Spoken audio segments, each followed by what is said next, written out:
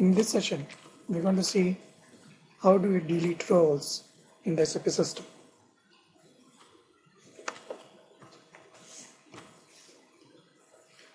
There are occasions when a role or a group of roles are not needed in the production environment, and as a security administrator, you would be required to delete these roles. Sometimes what happens is, for emergency purposes, you may be in a situation where you will see a role that has been directly created in the production environment, meaning the source of that role is not the development system of your landscape. So since such roles were created for emergency purposes and for temporary purposes, you may require to delete them after some time to do as part of your cleanup process. Now, the question is, should you delete the roles from the production system directly? Even though they have been created in the production system, should you delete such roles from the production system?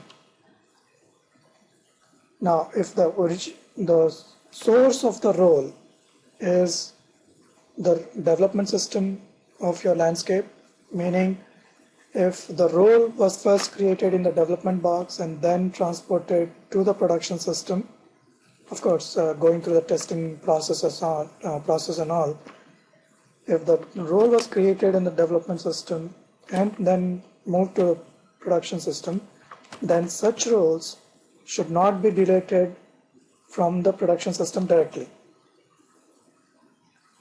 So the answer to the question, should you delete the roles from the production system,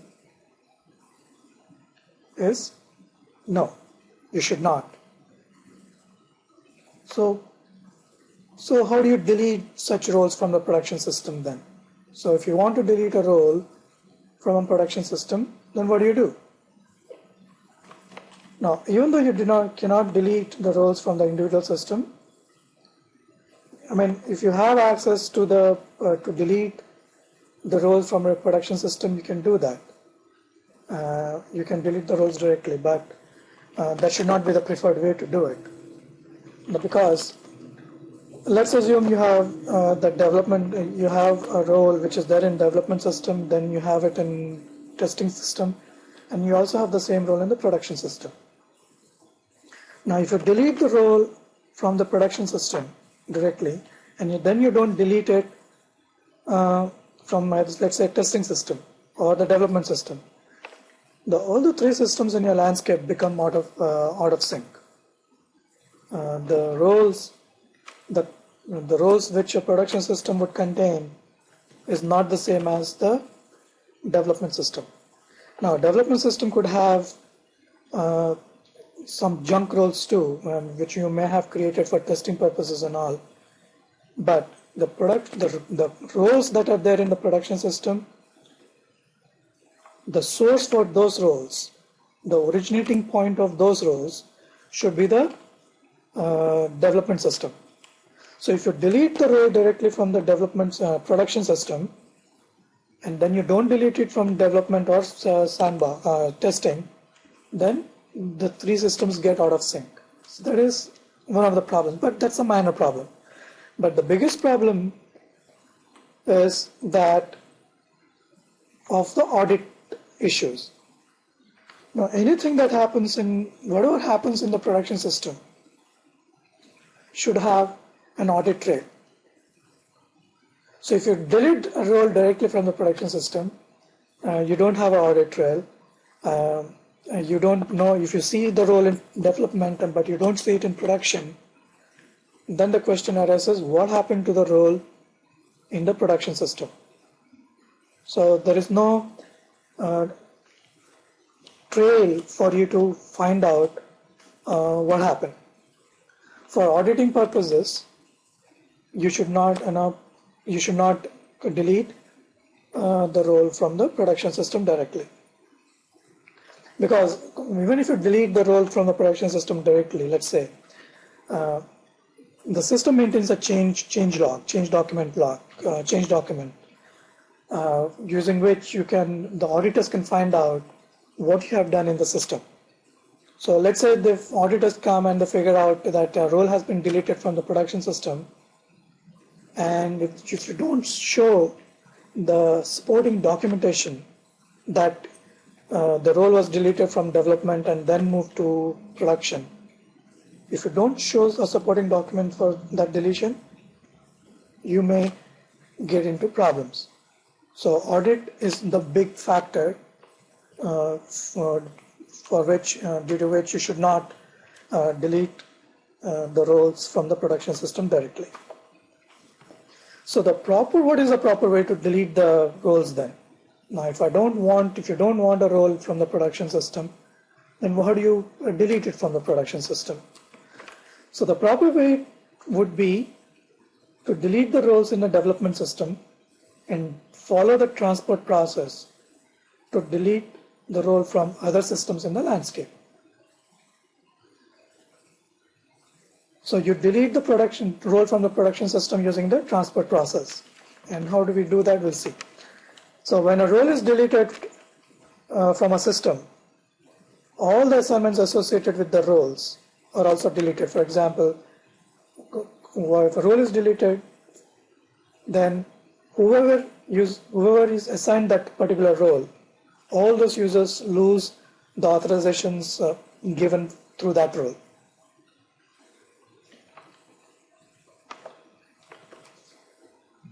So how do you transport the deletion of the roles?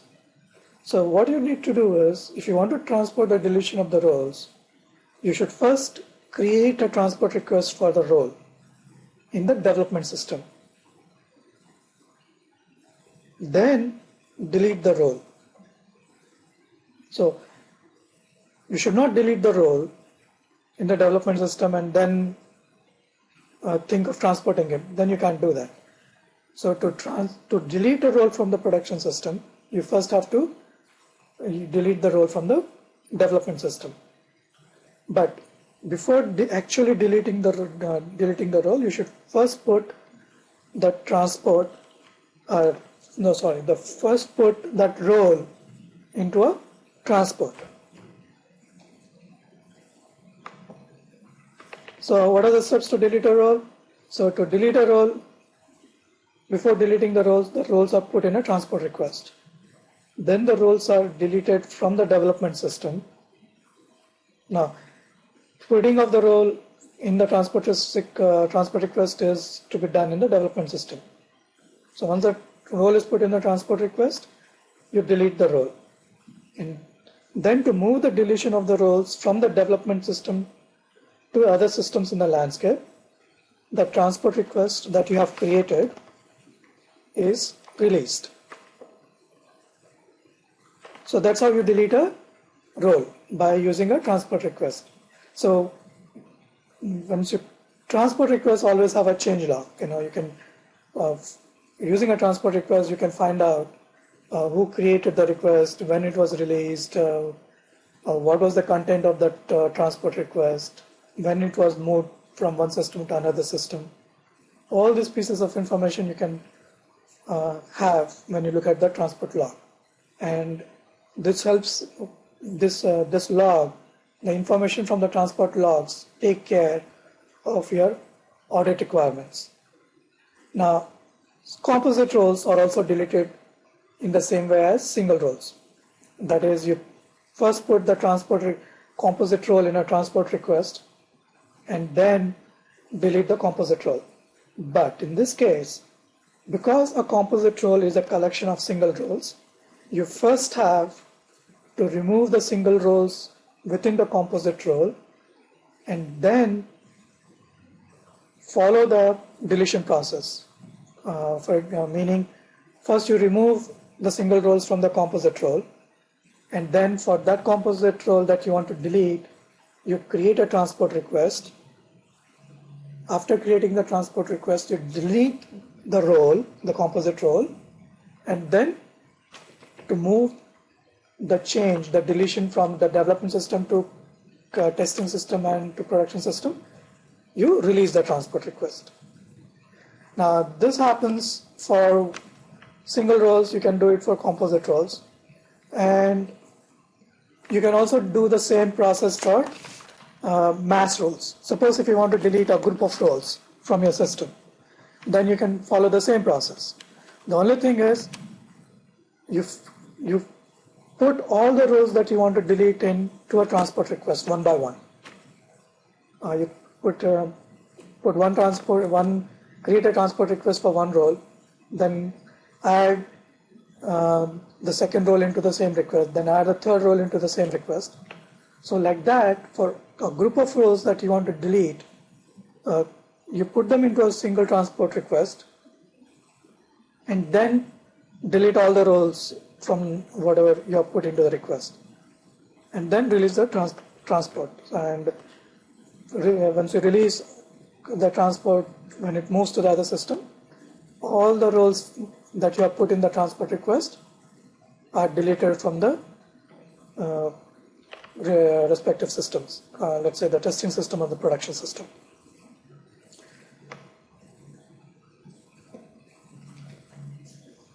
So you can delete a single role, you can delete any kind of role that you want, but only criteria is it should be done in the development box, first thing. Second thing you have to remember is that before actually deleting the role, you have to first put the role into a transport request and then delete the role. Now, if you forget to put the role in a transport request and you delete the role, then you don't have a choice. You have to either delete the roles from the testing system, then delete it from the production system directly, which is a problem.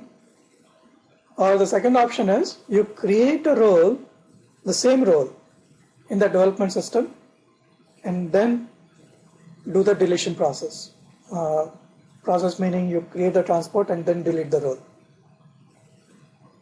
But never delete a role from a production system directly, because it will get into audit related issues, and the systems that you have in your landscape can potentially get out of sync. So should not delete the roles from the production system directly.